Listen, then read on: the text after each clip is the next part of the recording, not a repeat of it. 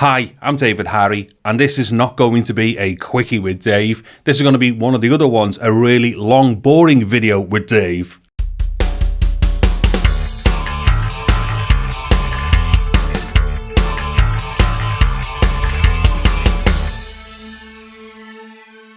Okay, so what it is, this video that I'm about to play through is basically one of my preliminary videos.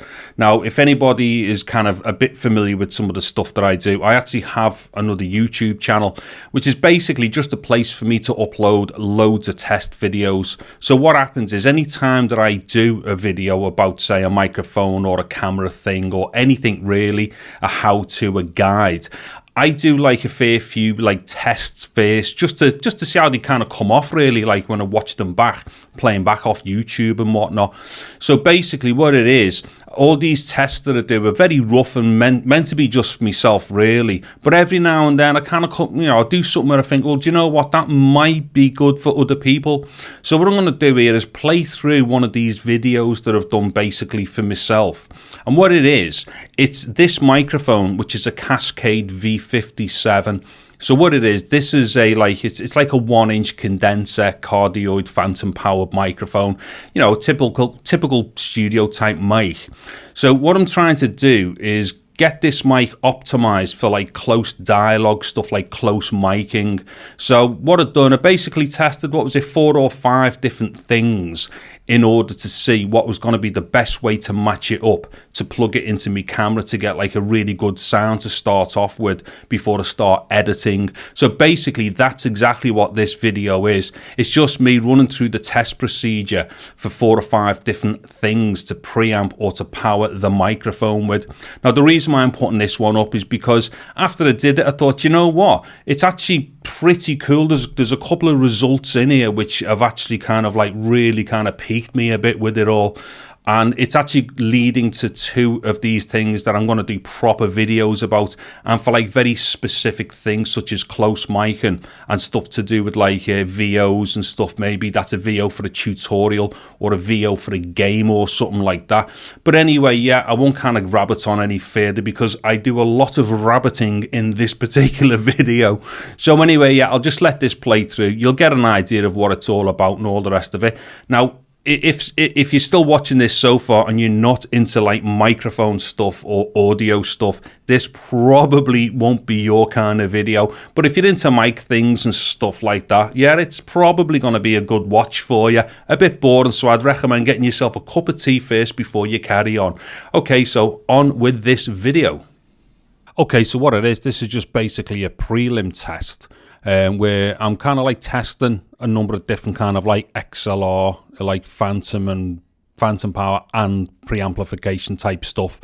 The idea is I'm going to do like a definitive video on my main channel, which is going to show like, how cost effectively you can do some like really good clean dialogue work. So what I'm going to be doing is testing a bunch of things. Right now, I'm on the Behringer 202 HD. Now, weirdly, what I found out is that this Behringer can actually act standalone. So this is now acting as a standalone power supply and preamplifier. For the sake of this test as well, I'm also going to be using my Cascade V57, which I just think is an amazing microphone, which doesn't cost like an arm and a leg. So the idea is I'm going to go through these things, bit of dialogue like this. This first piece of dialogue on the 202 is just going to be a bit longer than all the others because I'm kind of like explaining what I'm doing. This explanation is more for myself really as well, so I can remember what I've done by the time I listen back to it. But quite often I do share some of these results, and if that is the case, then it's probably going to be helpful for other people to know exactly what was going on.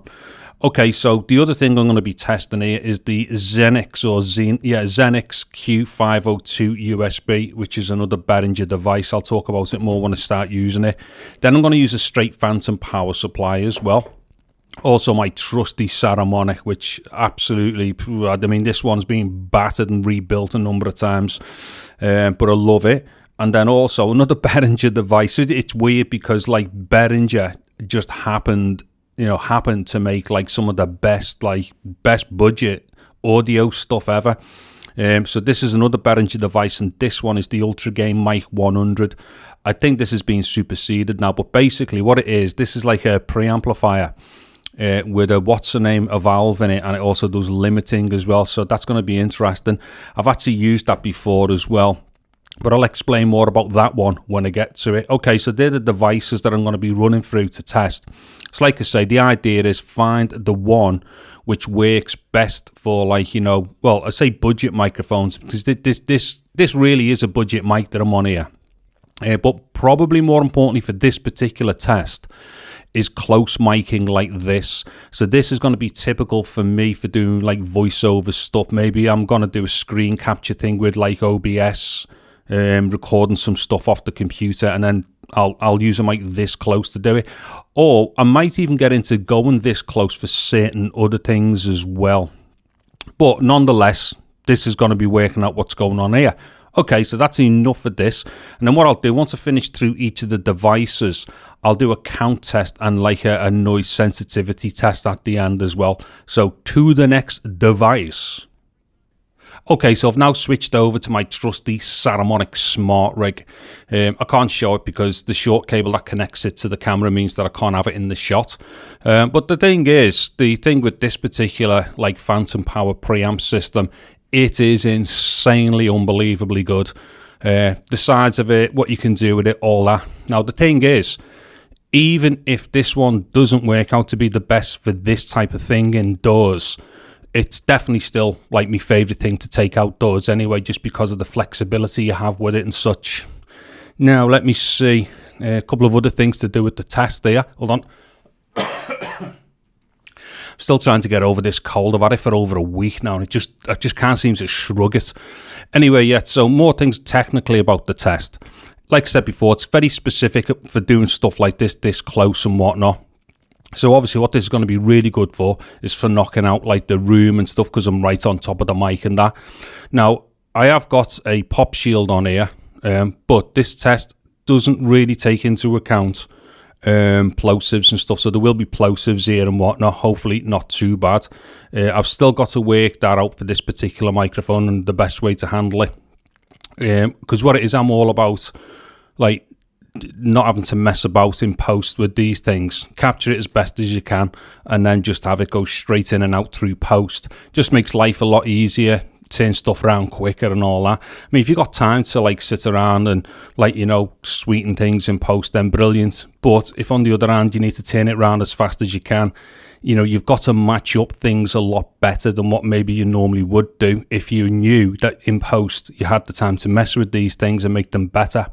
So yeah, there'll be plosives and such and whatnot, but it is something that I'm going to have to...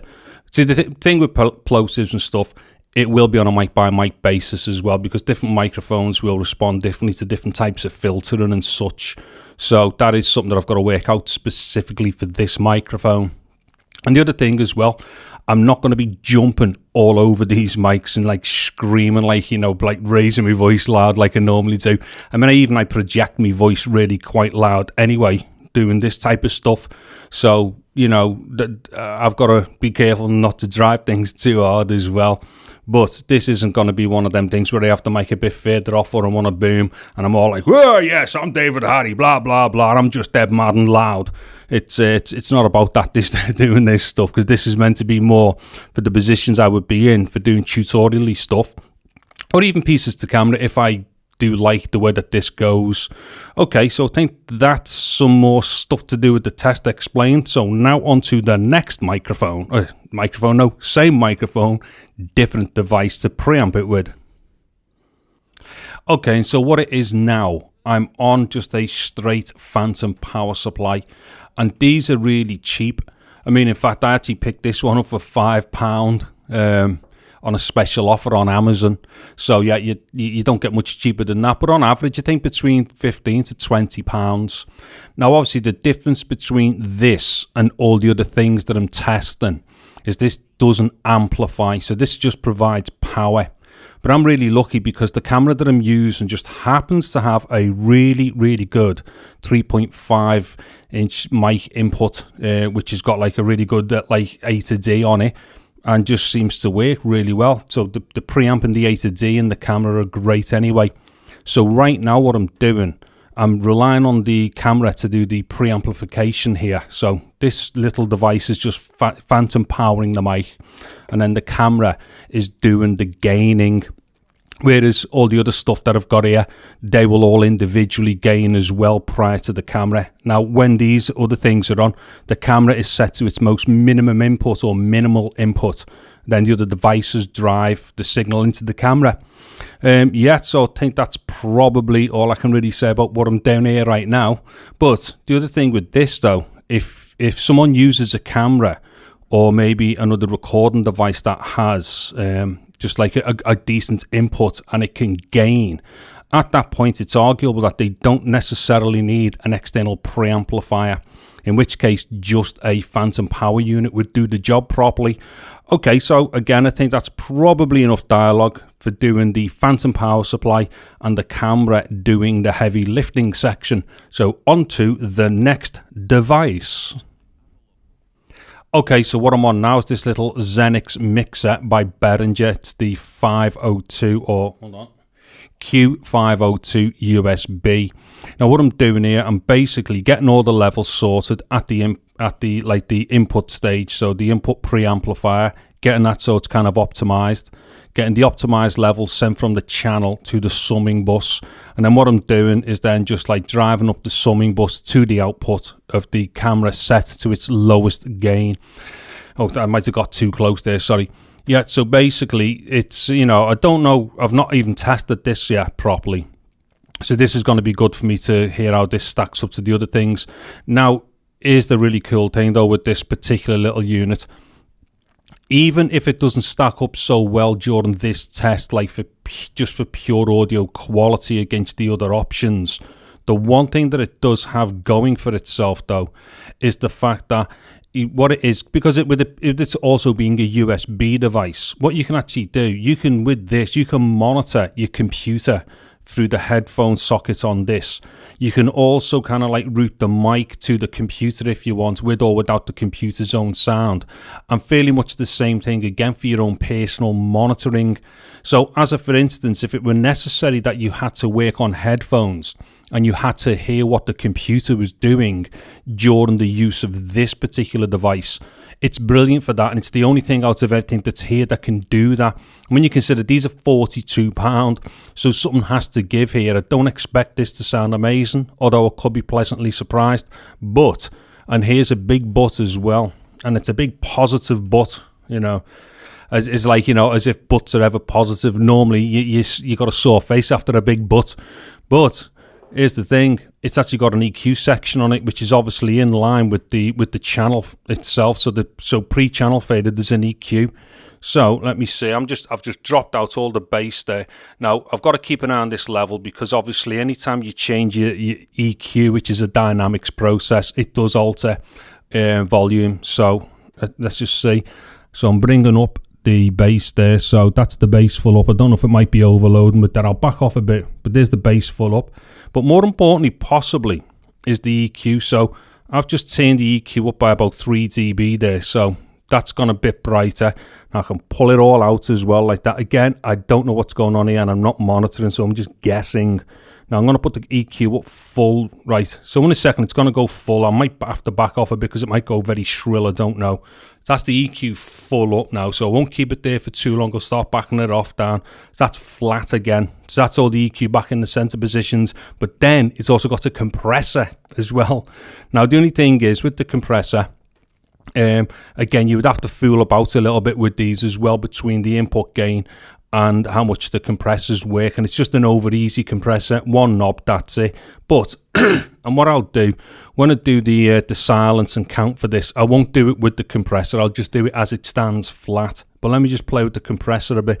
So I'm just looking at the levels here, so I'm going to start pulling the compressor in right there. Now let's see, so that's saying the compressor's working. Hold on. Now I need to be careful here, not because I'm not monitoring it. Right, that's saying the compressor's kicking in right now. So the thing is, it may well be bringing like noise and stuff up with it. Let me just stay silent a sec. So what I'm going to do is slam the compressor in a lot more. So that's like halfway on its compressor right now. So hopefully, I mean, a limiter is more useful for me rather than a compressor. But worst case scenario is compressor is a good thing to have around as long as it doesn't go too noisy or knacker your EQ or your tone too much. Now I'm going to slam it full on. So that's now the compressor fully switched in. I don't know, can't hear nothing, and it may be the case that this might be blowing things to bits. I'm not entirely sure. Anyway, I'm going to knock the compressor right off.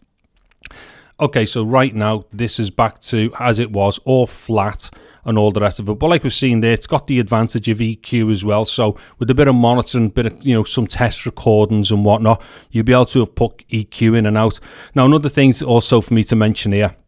What I'm doing, I'm trying to get the levels going in as optimum as possible. They're all going to be different, but I'm trying to give the recordings a little bit of headroom. Then in post, all I'm going to do, I'm going to get the quietest one. I'm going to cap it with a bit of a limiter, raise it up as close to 0 as possible, and then gauge all the others or balance the others against that. Everything will have a slight limit on it, just to shave off those extra few dB at the top of the peaks. It just allows me to drop the peaks off a bit and then raise the overall volume for the output, just so I can get a more healthier signal coming out. So like I say, that's what I will have done with this thing. So whichever one of these has been the quietest going in will be the one that'll get raised up, and then the others will get kind of limited and raised against it, but nothing heavy with compression, or most certainly not like what I've just been doing there. I don't know how it sounded, but there we go. Okay, I think I've overstayed my welcome with that one too long now. So I'm going to do, final one is this one here, the Tube Thing by Behringer. Okay, so to the final device for testing, and it is the Behringer Tube Ultra Gain Mic 100. Now basically what this is, it is just another preamp or type of preamp, but this one has a tube in it. So basically it's got a valve inside it. Now the only thing with something like this is, I mean, because when I first started recording and such, my very first couple of amplifiers were all like tube amps and stuff, and to be honest, people have this weird kind of like thing with valves and tubes and stuff.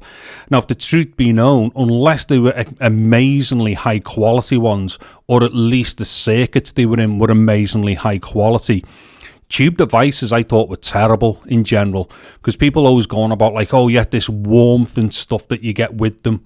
Well, the thing is, I mean, what people really mean by that is the harmonic distortions that occur with the tube, which can be pleasing. But again, if it wasn't all matched up with the circuitry and the tube itself and all the rest of it, or the valve itself, the problem is, you would end up getting a pretty cruddy sound, and something that would kind of it could start destroying tone and stuff like that.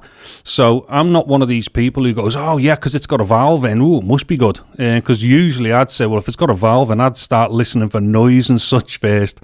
So anyway, the way that I'm using this is because there is a valve in line with it and its position, or its apparent position within the chain.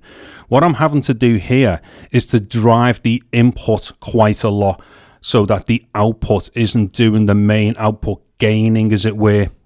And the reason for that is because if I did it the other way around, what it is, it goes amazingly noisy, really noisy. Now, there's another thing as well to bear in mind here as well. Between the different wiring that I've had to do, unfortunately, this is one of those microphones similar to Neumann's that I've owned, and my Geffels that I've had in the past, where they are susceptible to RFI. So what it is, you have to do an earth lift or position the earth differently on the actual XLR socket as well. So there may well have been a little bit of RFI coming in on one of these configurations. It won't be the boxes themselves, it's just the difference in the cabling or the various ways it's had to be cabled to go into the camera. That might become more apparent anyway with the silence thing. Now the other thing as well, this device has a limiter on it. Only problem is here, I can't really use the limiter when, yeah, look, the limiter's in now, and it probably won't make a blind bit of difference, because what it is, the limiter seems to be post fade. So basically pre-sum but post fade, and the problem with that is it would mean I would have to start raising up the output in order to drive and hit the limiter for the limiter to start working, which I'm not going to do. So I'm going to take the limiter out again. It won't be part of the what's in the noise or the count. It'll be just as it is now. So yeah, this is the tone that we're gauging with this particular device. But here's the weird thing though. This actual device is amazing on a bass guitar, and because of the negative things about it to do with it will distort and stuff, and it'll start hitting limiter and going crazy, it actually makes an amazing overdriven sound. So this is designed more, I think, for, you know, microphones and such. Happens to work amazing on bass guitars. Probably will do the same on a lead as well, because what it is, the amount of gaining that's going on, that gain in combination with like the tube and stuff, the negative effects that it's having happen to work really well for certain instruments for the type of sound. And the other thing is, well, I picked this up for £20 second hand, so it's one of them things. It's not like I'd ever get rid of it, because, you know, even if I were to use that once on one song with a bass guitar on, it's paid for itself. Do you know what I mean? And it definitely has got a sound to it, which is not, you're not going to get it with using like a VST plugin in a computer. This is definitely an example of something where the real world version of it is it's so unique, as it were, because of all like the physical mess ups and screw ups that it does, that it's going to be very difficult to emulate when what this does when it overdrives and limits and stuff. It'd be very difficult to like kind of like, you know, show that or to reproduce it with a plugin. It's mad. Okay, so I think, you know, that's enough of a test for all these things. And just to reiterate again, the whole point of this was to find out, you know, which of these things or combination thereof sounds the best, specifically and initially with this microphone. But then I'm going to start looking at other cheap cardioid options, because ultimately what I want to do is do like a definitive, like, you know, this is the best preamp and best microphone for like the cheapest money you can buy, cheapest money you can spend, but buying stuff that's going to give you a really, really good result. Because it's not that difficult. It really isn't. It's just a case of doing what I'm doing here, constantly testing things. And every now and then you'll come up with like a match of things where you go, whoa, that works, you know. And then at that point, it's like, you know, it's one of them things. I love saying to people, look, these combination of things, or this thing on its own or whatnot, and, you know, for its price, is just going to give you a lot more mileage than trying to think about spending too much money. Because, you know, quite often you can spend a lot of money on certain things, and then you're going, what if I just spend all that money on, you know? And I've done tons of that in the past, you know, for me recording studios and stuff, and like when we were building up our film studio, well, the edit suites and stuff, you know, and you spend a ton of money, and then you go, really, how much difference has it really made, you know? So the thing is, you know, if you can kind of be saying to people, spending in the region of say 40-50 quid for like say a preamp, you know, Phantom preamp, or just the Phantom unit on its own, if that were the better one, and then maybe say 50 to 100 pound on a microphone. Because the thing is that it's very difficult to find a mic for say 20 or 30 pounds, which is going to be absolutely like, you know, drop dead amazing. Although saying that, if you buy a pair of newer 410s, it's arguable that you can say one on their own would cost £26, and the newer 410 is definitely a microphone that I'm definitely going to do something about. And it might even be the mic that I completely just wholeheartedly go, no, stop here, this is the mic you want. Unless you're prepared to spend £300 for a microphone, just buy this one and then pair it maybe with the best thing here. Anyway, yes, I'm rabbiting on now like a lunatic. So what I'm going to do now is just get into this count test and then the silence tests, just get an idea of how they all sound, running off the back of each other, and what their inherent noise floors are like as well. 1, 2, 3, 4, 5, 6, 7, 8, 9, 10, 11, 12, 13, 14, 15, 16, 17, 18, 19, 20.